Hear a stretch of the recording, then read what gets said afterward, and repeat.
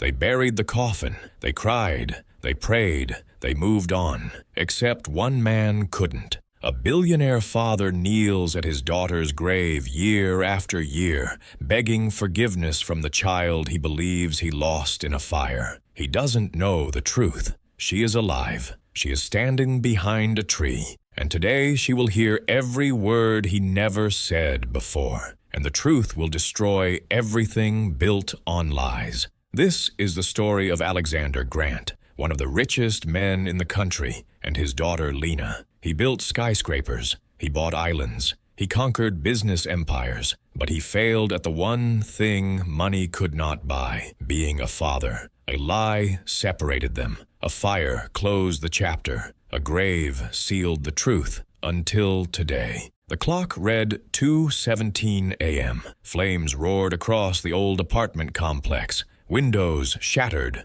Smoke poured out like black storm clouds. Firefighters fought to cut through the heat while neighbors cried in the streets. Someone screamed, "There's a girl inside room 203. Her name was Lena Grant, 16 years old, shy smile, bright notebooks filled with drawings, daughter of billionaire Alexander Grant. A body wrapped in burned cloth was carried out. A small silver bracelet survived the flames, engraved, Lena. The city believed the story. The billionaire's daughter had died. The sirens faded, but the damage had only begun. Alexander Grant owned towers, oil fields, tech companies, but tonight his entire mansion felt like a tomb. He sat in his daughter's empty pink room, untouched since she was little. Unmade bed, books left open, a stuffed bear missing one eye. He picked up a photo of the two of them. She was on his shoulders, laughing, years before he became obsessed with wealth.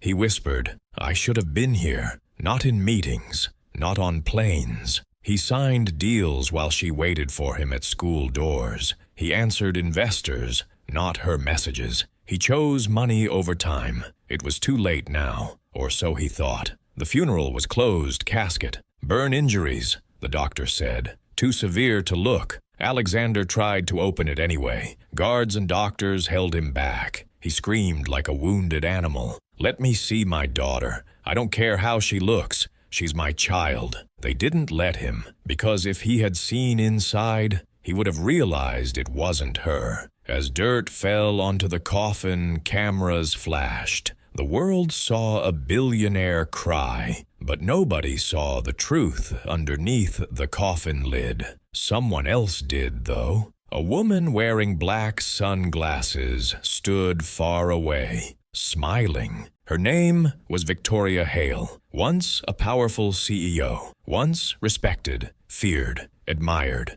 Then she lost everything when Alexander's company crushed her business in a ruthless takeover. Lawsuits, debts, scandal. Her life burned down while his empire grew. Grief turned into hatred. Hatred turned into obsession. She whispered to herself, "You took everything from me, so I will take everything from you." Not money, not companies, his daughter. The fire was never meant to kill Lena. She was taken hours before it even started. Chloroform cloth, dark car, blindfold. She woke up in a strange bedroom with locked windows. Victoria sat beside her and spoke gently, like a mother reading a bedtime story. "Your father signed papers, Lena. He didn't want you anymore. He said you are a burden." The words stabbed deeper than knives. Lena whispered, "No, my dad loves me." Victoria smiled sadly. "He loves his money, not you. You will stay with me now." The fire that destroyed the apartment afterwards only sealed the lie. A burned corpse was placed in the ruins to replace her. The world mourned a girl who was not dead. Lena became Elena Ward. Fake ID, fake school, fake life. Victoria raised her like a daughter, cooked for her, bought clothes. Love mixed with poison. Whenever Lena asked about her father, she heard the same sentence. "He signed you away. You mean nothing to him." Lena stopped talking about him, stopped waiting, stopped hoping. But every year she secretly searched the internet and always saw one picture, her grave. Always clean, always with lilies, Someone kept visiting. Alexander changed completely. The newspapers said, Grant Empire expands worldwide. Billionaire wins another contract. They didn't see the truth. No parties, no laughter, no life. He built charities under Lena's name, funded burn wards, orphanages, schools, everything he wished he'd done while she was alive. Every week, he went to the cemetery. Rain or heat, he was there, kneeling, forehead against the stone, whispering apologies. Bodyguards stayed far away. No cameras, just a father and his regret. One of the hospital staff involved in the fake death hadn't slept peacefully in 6 years. Nightmares haunted her, Lena calling from inside a coffin. She finally broke. She tracked Lena down and trembled as she confessed, "You didn't die. Your father never abandoned you. You were kidnapped to hurt him." Lena felt like the room twisted around her. Everything she believed shattered. She didn't scream. She didn't cry. She simply said, "I need to see him." She didn't call ahead. She didn't contact the police yet. She bought the cheapest bus ticket. Through dirty windows, she watched streets, fields, bridges, all pieces of the life she lost. She held the bracelet with her name that Victoria forgot to take away. Her mind spun. What if he really didn't care? What if he remarried? What if he forgot her face?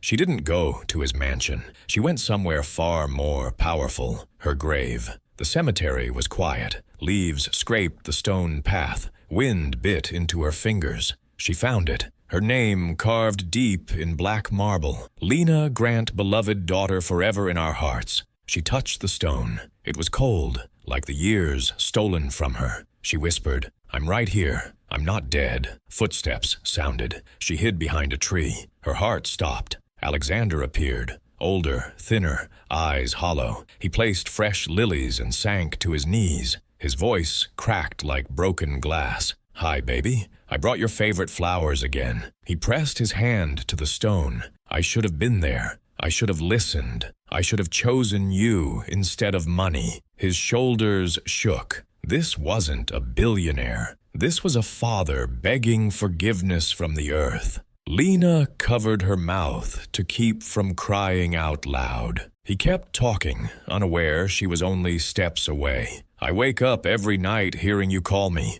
I would trade every company, every dollar, every building, just to hug you once more." He took out a worn letter, edges yellow. It was the first letter she ever wrote him as a child. "Dad, please come to my school play." He whispered, "I missed it. I missed everything." He kissed the stone. The sound broke her. She couldn't stay hidden anymore. She stepped forward. Her voice barely escaped her throat. "Dad?" He froze. He turned slowly, like a man afraid of waking from a dream. He stared at her face. The same eyes, same mole near her lip. Older now, but unmistakable. His lips trembled. "Lena?" He reached out carefully, terrified she'd vanish. His fingers touched warm skin. He collapsed into her arms and cried like a child. They held each other, crying for years lost, words unsaid, birthdays missed. No cameras, no world. Just father and daughter returned from the dead. Between sobs, she said, "They told me you didn't want me, that you signed papers." He grabbed her shoulders. "Never. I would burn the world before I gave you up." She believed him now, not because of his words, but because of his tears. He wasn't the cold figure Victoria described. He was just a broken man who had loved too late and suffered every second since. They went to the authorities. Police reopened files. Bribes were traced. Hospital records were dug up. Victoria Hale's carefully hidden lies unraveled like rotten thread. She was arrested, eyes blazing with hatred. She spat, "You took everything from me first." Alexander replied quietly, "I took your business. You tried to take my child. That's the difference." For the first time, Victoria looked small. Lena asked to speak with Victoria alone. The officers allowed it. Lena stared at the woman who cooked for her, bought her clothes, brushed her hair, and also filled her life with lies. She said softly, "You could have asked for help. Instead, you chose to destroy lives." Victoria's voice cracked. "I just didn't want to lose." Lena whispered back, "You already did." She walked away, not with hatred, but with painful understanding. Revenge had eaten Victoria alive long before prison walls did. Alexander and Lena didn't magically become perfect. They argued, they struggled, they cried. He apologized again and again, not dramatically, but in small, everyday ways. He sat with her at breakfast. He turned off his phone during conversations. He showed up. That was all she ever wanted. Not jets, not mansions, just him. They went to therapy together. He learned how to listen without fixing. She learned how to speak without fear. They talked about birthdays he missed, nights she cried alone, guilt he carried that nearly destroyed him. Healing isn't instant. It is messy and slow, but they walked it together. They stood together in front of the same stone that once separated them. No tears this time, just peace. Alexander said, "This grave doesn't hold my daughter. It holds my mistakes." Lena squeezed his hand. "And I'm alive, Dad, so stop burying yourself here." They placed lilies one last time, not as mourning, but as goodbye to regret. Sunlight leaked through clouds. They walked away from the graveyard not as ghosts of their past, but as father and daughter reborn. Alexander sold several companies, reduced public life, and kept his promises. Fewer meetings, more breakfasts, more walks in the park, more laughter in the mansion that finally felt like home. Lena went back to school under her real name. Life did not become perfect. It became real. Moral of the story: money can build skyscrapers, but it cannot build time. Don't wait for graves to say what you should say today. Love loudly. Show up early. Hold the people you have while they're still here. Because sometimes graves don't hold bodies. Sometimes they hold regret. If this story touched your heart, don't let it stop here. Share it with someone who needs to hear that family matters more than money. Subscribe for more powerful, life-changing stories.